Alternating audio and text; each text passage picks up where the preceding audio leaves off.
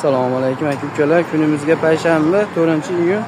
Akamizga ham izzat berimiz qilib berdi. O'zlarini rabochiylarini olib tashlab yoqmagan ekan. Akam Toshkentdan kelganlar. Bizlar uchun o'zlarini olib tashladik.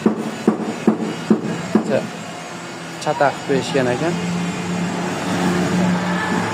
Furnituralarimiz har doimgidek qulf kalitli bo'ladi. Holatlari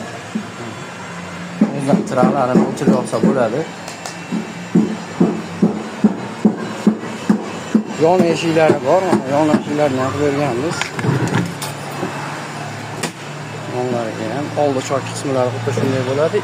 Yon eshiklarini mana rezinkalarligini o'rniga polni nijevikadan qoplab berganmiz. Manzilimiz Marg'ilonda, bemalol aloqaga chiqib ko'rasizlar, chiroyli sifatli qilishni biz beramiz, xudo xolasa.